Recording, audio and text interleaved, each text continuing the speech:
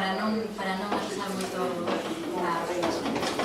tempo, é para mí un placer poder presentar os meus compañeros aquí de mesa, Xulio Ríos e Rubén Camilo Luis González, neste último panel sobre Plácido Castro e o universalismo, que por suposto era algo fundamental nas súas ideas. Xa se viu a través dos panos anteriores, tanto na súa faceta como traductor, como na súa faceta como xornalista. Ben, non vou ler todo o currículo de Xulio ben, porque penso que non precisa moita introducción, mas sí que direi que Xulio Ríos, por suposto, é un referente en todo o que respecta a Plácido Castro, director da Fundación Plácido Castro, autor da única biografía que hai de Plácido ata o momento, así como de editor de moitos outros libros sobre Plácido e cos artigos de Plácido, ademais de, por suposto, coordinador da Comisión de Acción Exterior do Consello da Cultura Galega e presidente do IGAR. Rubén Camilo Luis González é catedrático de Xeografía da Universidade de Santiago de Compostela, a máis de profesor convidado e visitante de moitas outras universidades internacional, e exerceu como director xeral de Turismo da Xunta de Galicia entre 2005 e 2009 e ten moitísimas publicacións, sobre todo no eido da xeografía urbana, en revistas académicas e en diversas publicacións internacionales. Así que, sen máis temento, pasalle a palabra a Xulio Ríos. Muchas gracias. Pues vamos a ver si vamos entrando en calor, porque aquí o de estar así un poquillo parado nos pone algo frío a todos. Ben, eu creo que podemos abordar a dimensión universalista de Plácido Castro desde unha doble perspectiva, tanto histórica como actual. Eu creo que Plácido Castro en gran medida encarna esa Galicia célula de universalidade da que nos falaba o Partido Galeguista, aquela Galicia unidade cultural, Galicia pobo autónomo, Galicia comunidade cooperativa, Galicia célula de universalidade con aquel tridente de federalismo internacional, pacifismo e antiimperialismo. É verdade que Plácido non participou directamente na gestación deste ideario, deste programa, que estaban máis na man de persoas como Bóveda, como Castelao. Tobío, por exemplo, comentaba como Bóveda insistía sempre moito na cuestión do antiimperialismo. Tamén Ramón Villarponte fixe un traballo moi interesante para o Seminario de Estudios Galegos alrededor de cuestións relacionadas co universalismo. Pero, ainda que Plácido non participara directamente na elaboración deste ideario, deste catálogo, digamos, reivindicativo programático do Partido Galeguista, sin dúbida, eu creo que pola súa trayectoria é perfectamente identificable con esa Galicia célula de universalidade, digamos que é planchado, como diríamos, de maneira coloquial. Plácido é a célula de universalidade do Partido Galeguista pola súa trayectoria no seu conxunto. E desde o sentido máis actual, eu creo que ten todo o sentido do mundo reivindicar o universalismo frente á uniformización que nos propón a mundialización nas últimas décadas, que ten sentido reivindicar a convivencia pluricultural fronte á asimilación, as políticas de asimilación, e ten, desde logo, todo o sentido reivindicar o discurso de inserción no mundo con identidade propia para preservar ese ecosistema cultural global que tantas veces está en perigo. Quero dicir con isto que o universalismo non é un principio desfasado, un principio pasado de tempo, sino un principio actual e que debería de ser reivindicado con maior énfasis se cabe. Cales son as ideas centrais de Plácido Castro alrededor do universalismo de maneira directa ou de maneira asociada? Eu destacaría algunhas. En primeiro lugar, creo que habría que significar que o pensamento de Plácido é bastante estruturado e, ademais, que se mostra así estruturado desde moi novo, e podemos rastrexar un pouco esas pegadas en moitas das súas colaboracións periodísticas que inicia con apenas 25 anos. Que nos diría, cando uno lee as súas crónicas das que se falaba na mesa anterior, cando empeza a colaborar con el pueblo gallego desde Londres, a madurez e o nivel de coñecemento que revelan esas colaboracións de Plácido Castro, non? Sin dúbida, eso responde á idea de que Plácido é un intelectual de primeira, non? En toda esa xeración de sabios que era a xeración nos, Plácido era coñecido como o culto amigo Plácido, non? O cal daba a entender que efectivamente era unha persoa que gozaba dun gran recoñecemento, dun gran respeto entre os seus coetáneos. Entre as ideas centrais, a min hai algunhas que me parece importante destacar. A primeira cuestión a destacar e que chama un pouco a atención é como Plácido Castro, un señorito con autorización de la familia, un señorito de Corcubión, dunha familia moi acomodada, que formaba parte da burguesía coruñesa, unha das principais fortunas da Coruña, de Galicia, que se forma no Reino Unido. Como é posible que este señor desemboque no galeguismo, no nacionalismo? De entrada é un pouco extraño, non? Porque, bueno, moitos dos que estamos aquí o sabemos, que chegas ao galeguismo, ao nacionalismo, tomando conciencia da realidade do país, non? O país, a nosa lingua está nunha situación complicada, a nosa cultura está nunha situación complicada, os nosos recursos son vilipendiados, o noso sistema económico cumple unha función colonial no conxunto do sistema, etc. En fin, hai moitos motivos para ser reivindicativos e para comprometernos, digamos, con un ideario de corte nacionalista, non? Eu creo que Plácido non chega ao nacionalismo por esa vía, sino que chega dando un rodeo polo Reino Unido.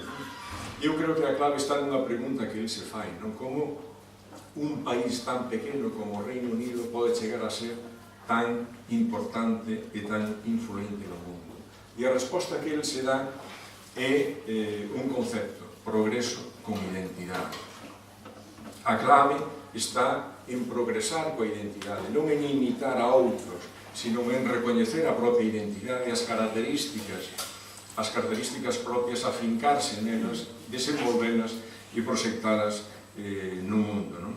E nese sentido, creo que Plácido rebenta tópicos, non? Igual que rebenta o feito de que el faise militante do galego, militante da cultura galega, aprendendo inglés. Cando habitualmente aquí estamos un pouco afeitos á cousa de contrapoñer o estudo do inglés co estudo ou a defensa do galego. Para ele non hai ningún tipo de contradición nese sentido, todo o contrario. Eu creo que esas ideas ele as reforza moito nas súas visitas de verán a Galicia, cando entra en contacto con Antón Vilar Ponte, que ten axuda un pouco a reforzar ese compromiso galeguista de Plácido. A fin de contas, son os galeguistas os que militan nesa idea de progreso con identidade. Son os galeguistas os que defenden a identidade de Galicia.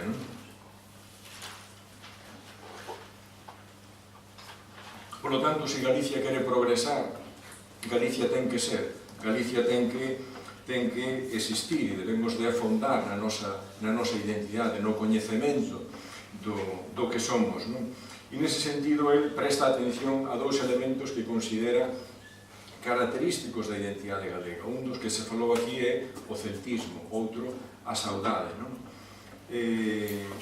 O celtismo é unha constante no recorrido tanto na traducción como no xornalismo, é unha constante vital de Plácido Castro. Pero Plácido non só reivindica as orixes célticas de Galicia, senón que tamén considera o celtismo a cultura civilizatoria celta como un dos piares da identidade europea, que podría estar en igualdade de condicións que a cultura latina ou que a cultura grega. Recordemos que ele foi o único dos galeguistas da súa xeración que realmente chegou a pisar Irlanda, ainda que aquí todo o mundo nesa época falaba de Irlanda, pero o único que foi a Irlanda realmente foi ele no ano 1928, acompañado por Mr. Flower do Museo Británico, e escribiu unhas famosísimas crónicas que coñecedes que foron editadas pola Fundación hai algúns anos. E tamén na saudade. E ao falar da saudade, el fuxe tamén do tópico.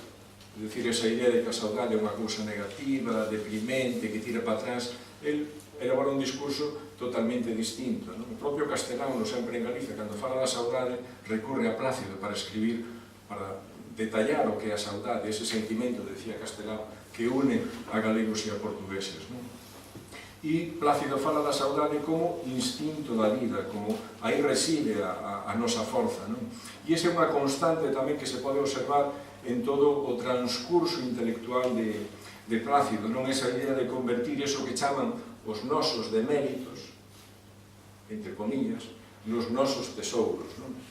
O mesmo pasa, por exemplo, cando fai o elogio da dúbida, eso que sempre se di, que se os galegos estamos na escaleira, non se sabe se subimos, se baixamos, e di que eso é unha maravilla, e debíamos estar orgullosos de ser así, porque eso o que nos permite é recoñecer a complexidade das cousas, analizalas en profundidade, madurar as solucións, madurar as alternativas, etc. En conxunto, digamos que o que trata é de reforzar a autoestima da sociedade galega frente ás tendencias destructivas ou autodestructivas, lamentablemente, tan presentes entón como a hoxe. Un terceiro elemento que me parece importante destacar é a súa concepción do nacionalismo como un credo moderno, en liña con esa conferencia que pronunciou en 1931 na Irmandade da Fala da Coruña. O nacionalismo non é unha cousa retrógrada, como ainda se nos di hoxe constantemente. El cree que o nacionalismo non intenta poñer balados, moito menos. O nacionalismo que plantea Plácido pois é un nacionalismo entendido como punto de contacto co mundo. Non se trata de romper, sino de buscar outra forma de unir, que é unha formulación como as que ele sempre buscaba, sempre en positivo, cando o discurso dominante sempre vai nunha tendencia claramente negativa e descalificadora. Nese sentido, o nacionalismo de Plácido, que é o nacionalismo das pequenas nacións, efectivamente, como non está falando do nacionalismo alemán, nin do nacionalismo francés, sino do nacionalismo das pequenas nacións, é un nacionalismo pacífico, non é un nacionalismo causante das guerras, porque debilita o imperialismo e, polo tanto, o que libera é enerxía positiva. E, ao mesmo tempo, é un nacionalismo democrático porque fortalece o ideal democrático na medida en que facilita que a toma de decisións se acerque aos cidadáns e haxa unha maior participación cívica dos cidadáns na toma de decisións. Obviamente, outro elemento moi importante na dimensión universalista da figura de Plácido Castro ten que ver coa súa formulación dunha política exterior propia para Galicia. Estamos falando do ano 1933, algúns, non todos, falan de paradiplomacia, falan de acción exterior subestatal, falan da política de acción exterior, etc. Hai un artigo de Plácido Castro no ano 1933 en El Pueblo Gallego que se titula así, A política exterior de Galicia.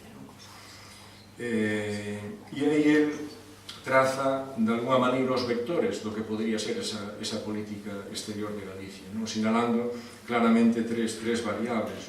Unha primeira que é Euskadi e Cataluña, no marco do Galeusca, tratando de establecer sinerxias das que poidan aproveitarse as tres nacións, crear unha xenda común, etc., pero tamén con dúas orientacións perfectamente claras e meridianas. Unha dirixida cara ao Estado, cara a Madrid, e outra dirixida cara a Europa. A dirixida cara a Madrid ten un elemento interesante na súa reflexión, porque ele fala de que a maneira en que o goberno central pode garantir a lealtade das minorías nacionais, das nacionalidades periféricas, como lle queiramos chamar, é exaltando o seu nacionalismo, non reprimindo o seu nacionalismo.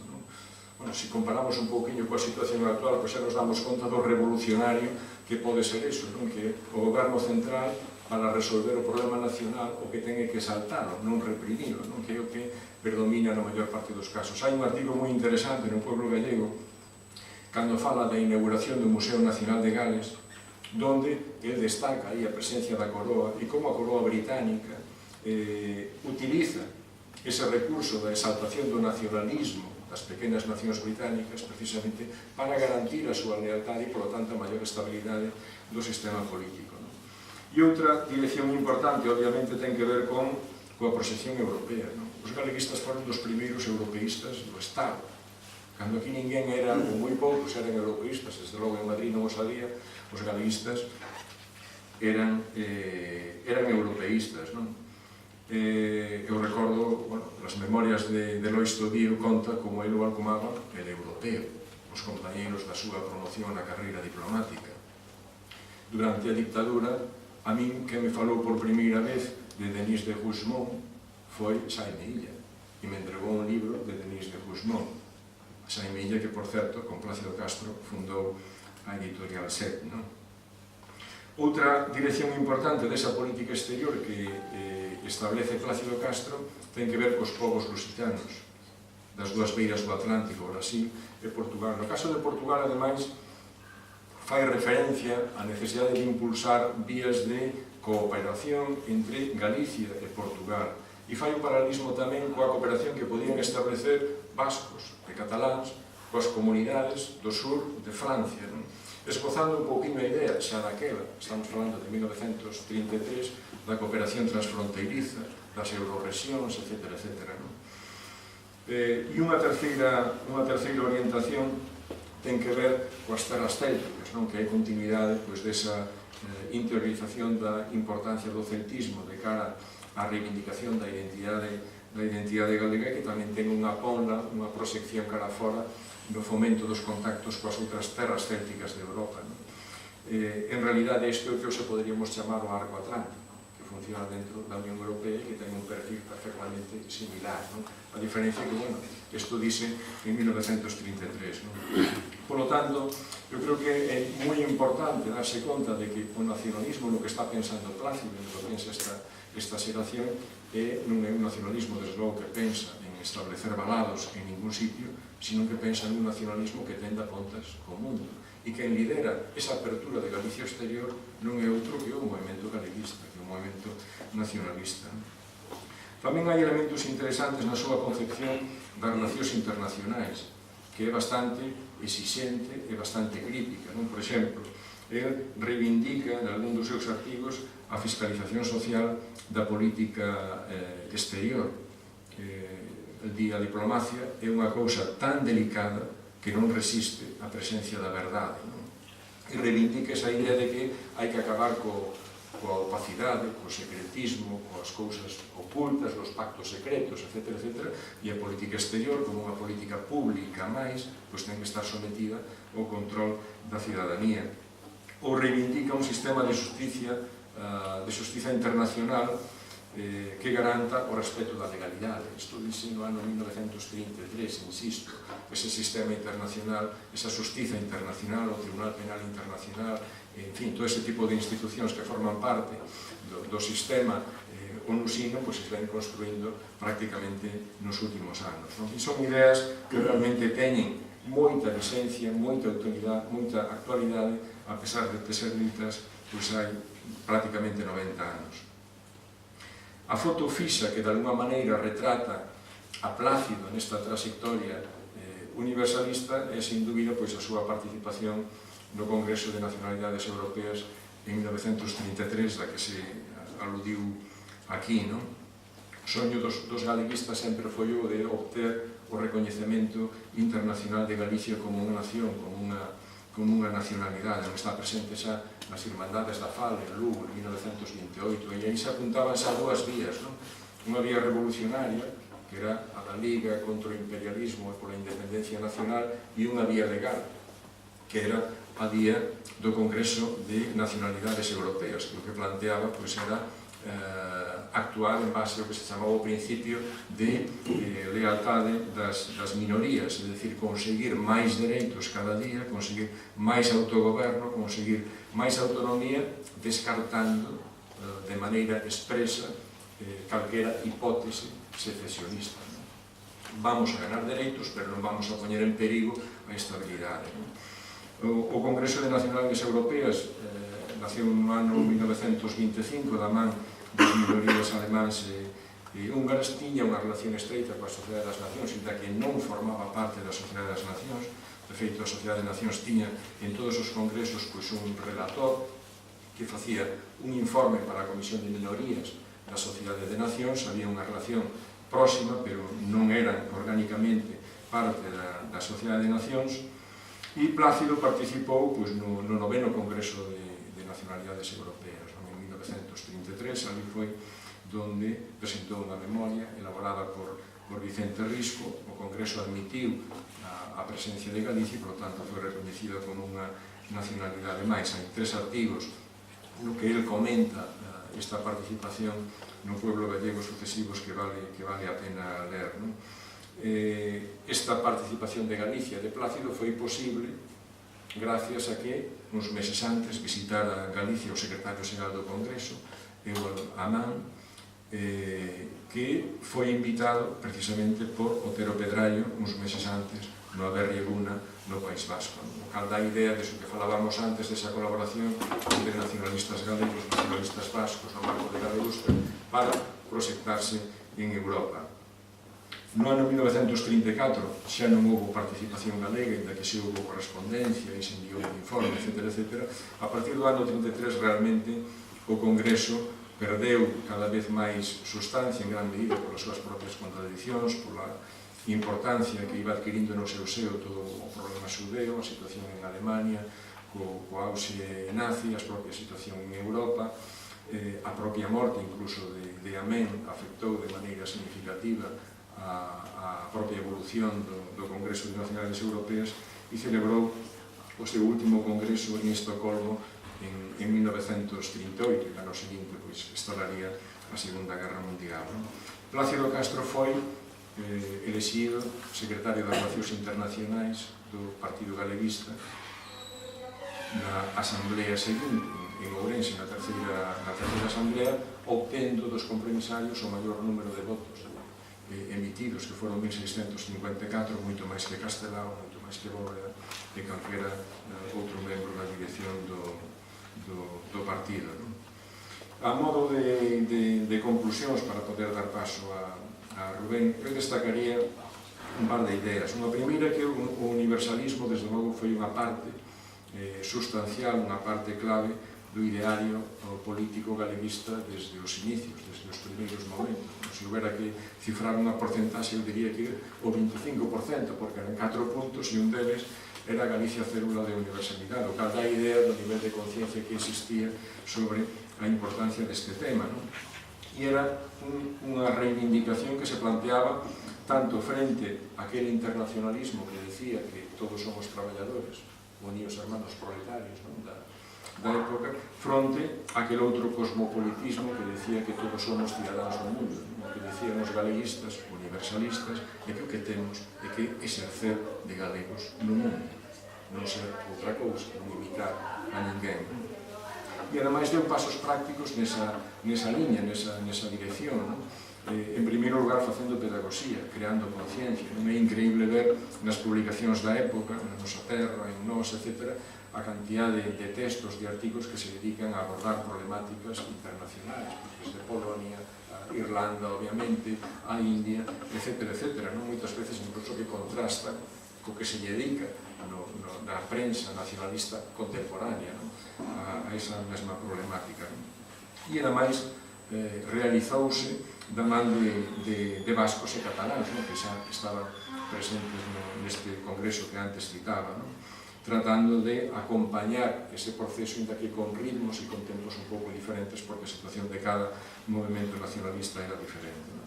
Plácido, sen dúbida, desempeñou un papel clave, un papel determinante nesta reivindicación dese universalismo por parte dos galeguistas, e non só no ámbito político. Eu creo que se algo define a Plácido é ser un universalista integrado.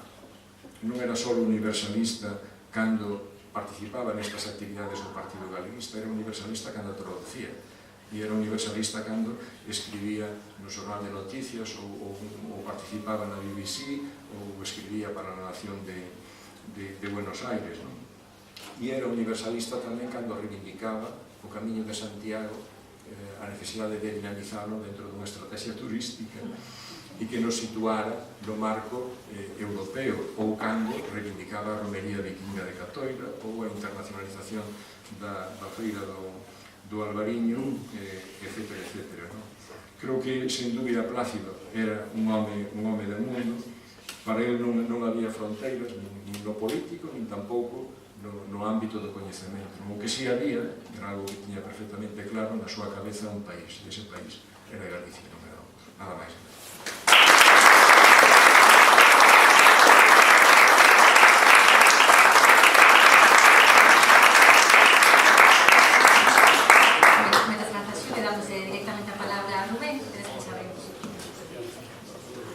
Boas tardes a todos e a todas. Decir que é un pouco, bueno, agradecer moito que fora convidado aquí a esta xornada para falar de Plácido Castro. En concreto tamén manifestar que ao falar de último, penso que en relación con as persoas que falaron, o que menos coñezo a Plácido Castro, pois vou ter algún problema para aportar algunha idea nova.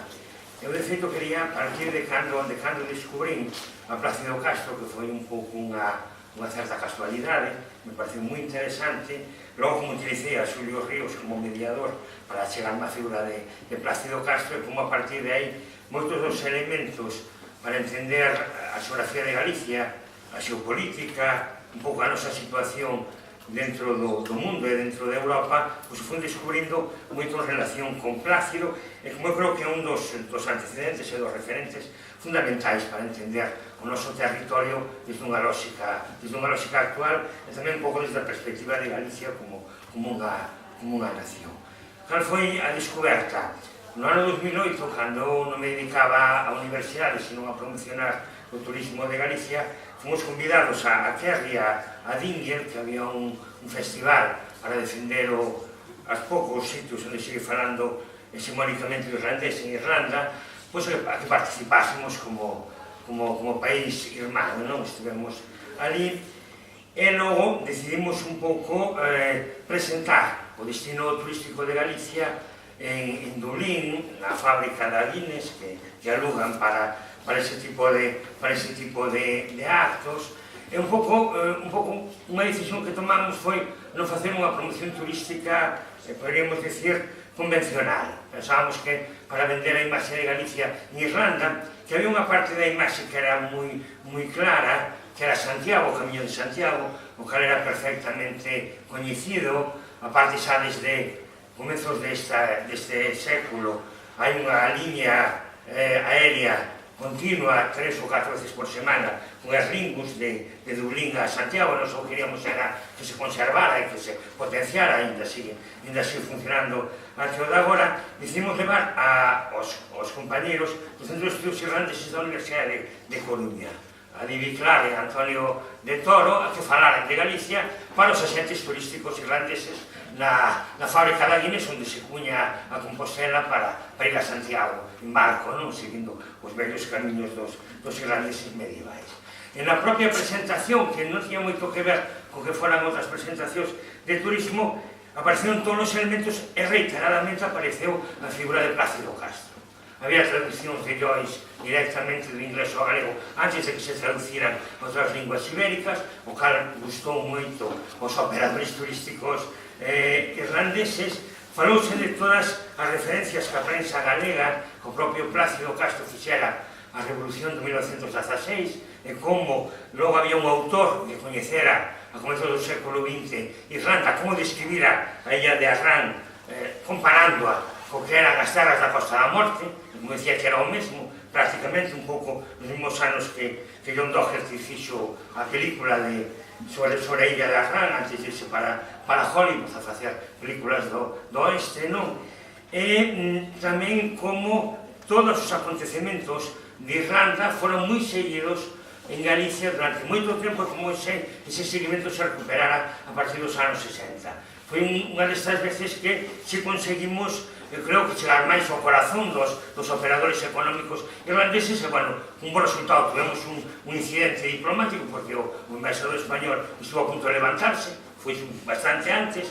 Logo a mesma persoa descubrimos que fora nomeada embaixador español na OTAN polo goberno de Rajoy no 2011, 3 anos despois, non? É un problema, porque decía que é intolerable que se falase como un territorio propio de Galicia, que xa tiñan bastante co País Vasco en relación cas afinidades con Irlanda, para que viñéramos nós a falar destes temas. Pero nos interesaba moito, sobre todo, non falar só do Camiño, que sea un referente, Santiago de Compostela fortísimo, eu creo que na percepción popular irlandesa, sino que había un territorio, que había un país moi similar, pois no sur, que desde a perspectiva irlandesa non se percibía tan forte como nós creíamos a marxe da música. O contacto dos músicos galegos e irlandeses que era moi forte, as afinidades son moi fortes, pero noutros ámbitos tampouco detectábamos. E a partir de aí é cando descubrimos a Plácido Castro como unha persoa de Corcubión, coñece Irlanda, como a vai describindo, e a partir de aí, a partir sobre todo de Xulio Ríos, como se crea unha figura que para nós é fundamental, porque é excepcional, en canto que é un xeopolítico desde Galicia, que é unha persoa que cultiva a xeopolítica. De feito, hai 3 anos, hai unha revista académica que se chama Geopolíticas, que edita a Universidade Complutense de Madrid, que anima un galego que é Heriberto Cairo, que entre Noia e o Cebreiro, e dixo, tedes algún autor que fale de xeopolítica en Galicia, pois estamos editando unha colección de clásicos de xeopolítica, editamos un número sobre Russell, outro sobre Isla Coste, outro sobre de Mandión ou sobre Mahan, e dixen, sí, hai un que é Plácido Castro, e vamos a facer unha lectura de todas as obras de Plácido Castro para defender un pouco cal é a súa lectura xeopolítica e territorial. De aí, con un compañero, con Juan Manuel Trillo, tuvemos que ler intensamente a Plácido Castro e presentar cales serán aqueles artículos máis significativos e descubrir a Plácido Castro e a xeopolítica. Nós temos que pensar que a xeopolítica no ámbito do Estado español é un coñecemento débil. É forte en Alemania, é forte para os franceses ou para os británicos, é relativamente importante en Portugal, pero aquí non houve moita tradición, a parte dos iberistas ou de algunhas reflexións de González Reparás, un xeógrafo catalán de ascendencia tamén portuguesa nunha parte da súa familia, pero aquí Plácido Castro marcaba un pouco esa excepción como xeopolítico. Cal é a súa clave, cal era o seu elemento que nós queremos destacar? Como se construye un discurso xeopolítico a partir das nacións celtas, que é un pouco a idea continua que na obra de Plácido Castro está presente. Como podemos ler o que acontece en Gales, o que acontece en Irlanda, fundamentalmente en Irlanda, para entender o que pode acontecer ou como podemos interpretar Galicia ou outros territorios similares. Isto é un elemento para nós, para os xeógrafos, bastante interesante, porque hai unha tendencia, normalmente cos mapas convencionais, a entender os territorios en si mesmos. É moi doado ver un mapa con límites e nos estudiamos o que hai dentro dos límites. Mas moitas veces a xeopolítica o que nos permite entender o que hai dentro destes límites en relación cunha serie de afinidades culturais ou cunha serie de afinidades territoriais. E iso era o que nos descubríamos no caso de Plácido Castro traballando nisto. Entón, nós somos un país, somos unha nación, pero en relación coa nosa situación na fisterra europea, a nosa situación no Atlántico, a partir un pouco da lectura céltica ou celtista, da realidade, existan ou non existan os celtas, que é un tema que tenían que debatir os arqueólogos e os historiadores, pero é un elemento realmente importante.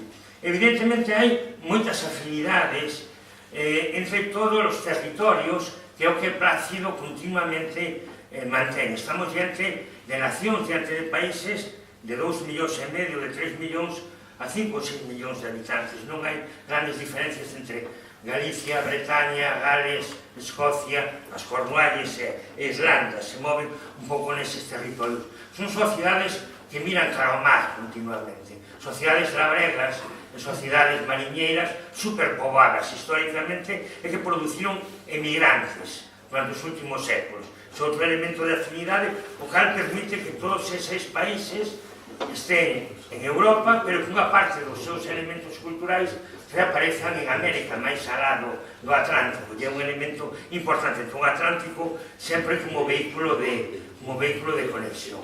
E non hai outra serie de elementos que continuamente aparecen, que son elementos etnográficos, probablemente materiais.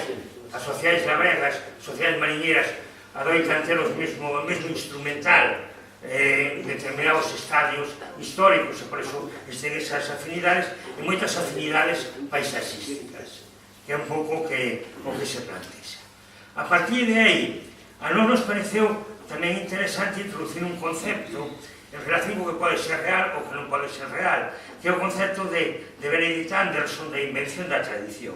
Que tamén hai unha construcción cultural das nacións, que no caso concreto do Estado español, Álvarez Junco expresa para ver como se inventa, ou Núñez Seixas, a idea de España no século XIX, a idea de Cataluña, a idea de Euskadi e de Galicia, que elementos, en certa medida, vinculan o que serían os territorios, as nacións célticas, e ese tipo de afinidades. Hai unhas afinidades moi fortes no ámbito da música, sobre todo entre Irlanda e Galicia.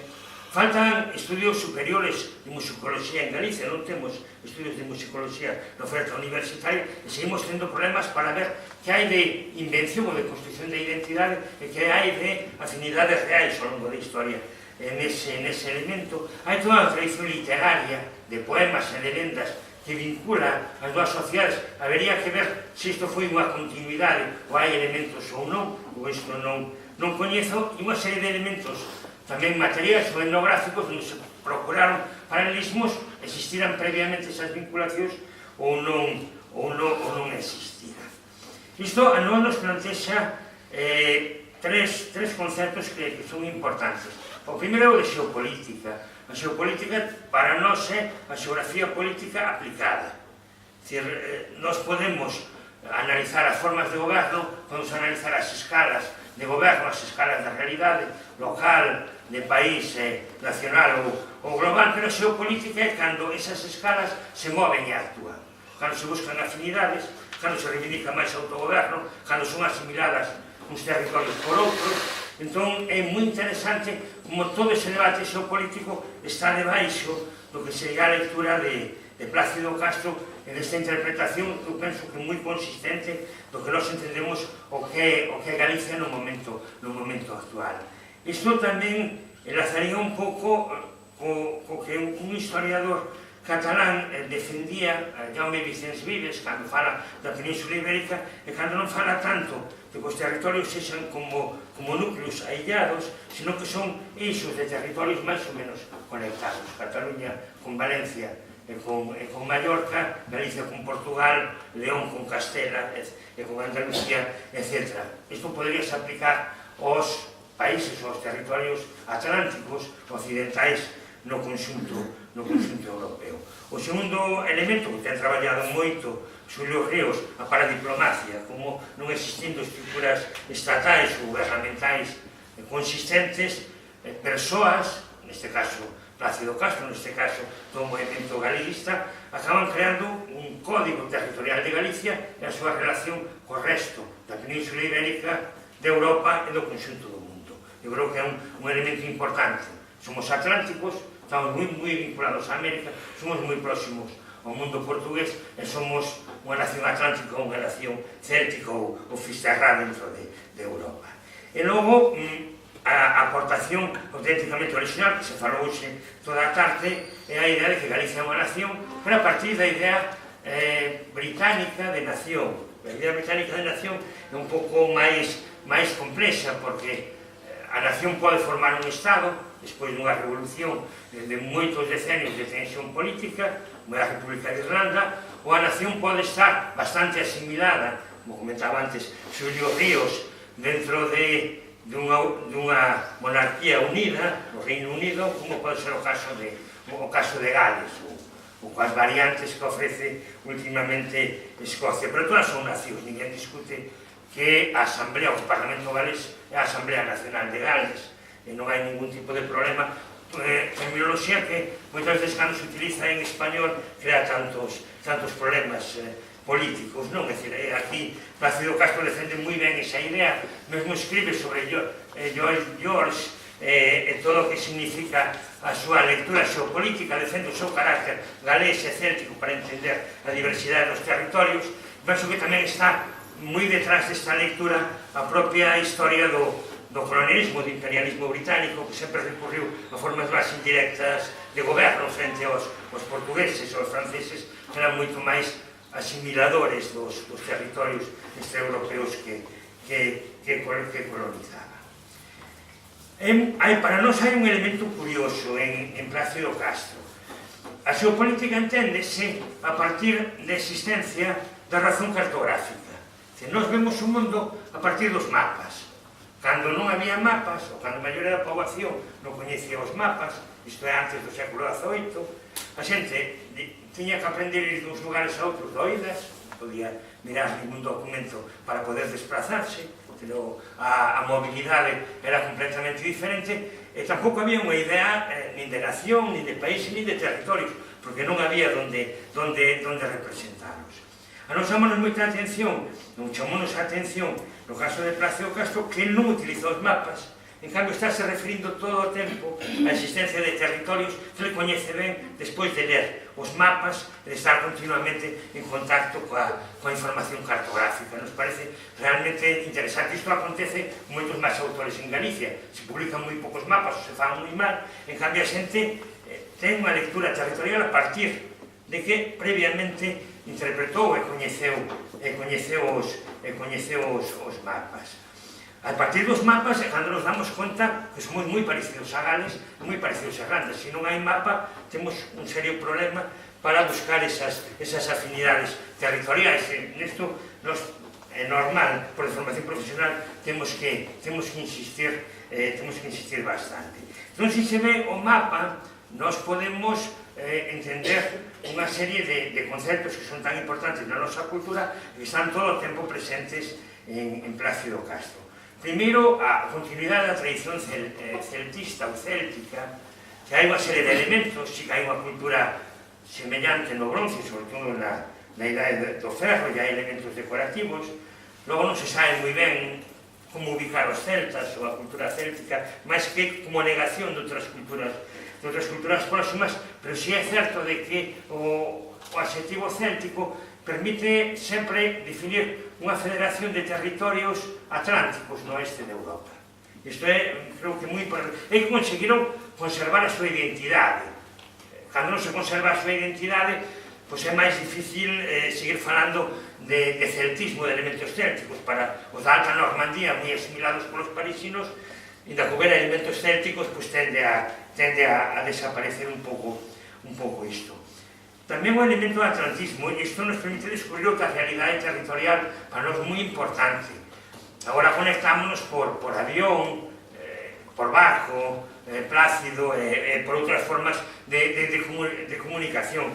Pero é que até a época contemporánea as comunicacións eran fundamentalmente marítimas. Entón o Atlántico achegaba máis que as comunicacións terrestres. A única excepción de vía terrestre que funcionaba ben era o Camiño de Santiago e pouco máis. Ou as rutas comerciais entre as cidades burguesas italianas e as da Hansa e as do norte de Europa, pero moi poucas vías terrestres até a época contemporánea realmente permitían un comercio fluido. En cambio, as rutas marítimas xa eran importantes. E non estamos moi longe de Nantes, nin de Brest, nin de Bingel, nin de Cork. Isto permite proximidades históricas e permite que houbera un recoñecemento na Idade Media, na época moderna, dos galegos por parte dos irlandeses ou dos bretóns, e dos irlandeses e demais británicos por parte das crónicas en Galicia. Entón o atlantismo si ten moitos elementos importantes. Antes o comentaba César Lorenzo. Tamén a forma de reivindicar o celtismo e o atlantismo permite cambiar o mapa. Nós sempre, en principio, no mapa continental somos moi periféricos, somos fisterrás, onde se acaba o mundo. Pero se nós consideramos que as conexións se dan a través do Atlántico, somos un país central, como os irlandeses. Están entre Irlanda e Estados Unidos ou América do Norte. Iso é unha forma de identidade. En moitos mapas, en Irlanda aparece só Irlanda, non aparece a Illa Grande das Illas Británicas, porque non teñen por que presentarse en relación con outros territorios de máis longe ou máis perto. Eu creo que é moi interesante isto, é dicir, o Atlántico nos vincula, nós somos a porta de entrada de Europa para moitas mercadorías dentro do tráfico internacional nos fluxos internacionais, e non somos a periferia que teñen onde hai que traer un tren rápido, onde ten que acabar as autoestradas, moito máis complexo se existen portos ben comunicados co resto do territorio. Esa desaparición das fisterras tamén permite elementos que ainda non se desenvolveron e que parte das estrategias de futuro de Galicia deberán de xirar por aí, que é por que non se desenvolven conexos mediante cabotaxe ou microcabotaxe entre os portos atlánticos, porque non se conecta a parte de Vigo con Nantes por a industria automobilística, Vigo, Coruña con Bilbao, ou con Nantes, ou con Plymouth, ou con Cork. Tería certa lógica cando hai moitísimo comercio entre todos estes territorios, por lo menos no ámbito da pesca e de determinadas empresas galegas. E isto, eu creo que está todo presente dentro da obra de Plácido Castro, que eu creo que xa se ensalzou, que ten un elemento fundamental, que é moi contemporáneo. Lense 70 anos despois os seus escritos, 50 anos, 60, e nos identificamos esa lectura de Galicia, esa lectura territorial. Sempre os que nos dedicamos a escribir temos moito medo de canto nos durarán as nosas aportacións. No caso de Plácido Castro, hai realmente moitísimos elementos que se manteñen moito no tempo. Para empezar a continuar falando de xeopolítica en Galicia, pois é moi importante. Logo, os outros elementos fundamentais, eu creo que se glosaron, por lo menos na parte desta xornada na que estive eu. É moi importante, creo, que o papel literario, o papel de traductor e de ponte entre linguas e entre culturas, é fundamental que se recoñeza a Galicia como un actor dentro dunha sociedade das nacións, sexan europeas ou sexa a nivel moito máis xeral, e é moi importante reivindicar a Galicia porque é unha das orixes dentro da cultura europea. Eu penso que estes elementos son tamén moi importantes e están todos na obra de Plácido, por iso tamén estou moi contento de ter estado aquí porque me parece unha aportación importante e que eu cheguei moi tarde, moi fragmentariamente, pero creo que pouco a pouco seguiremos sacándolle moito partido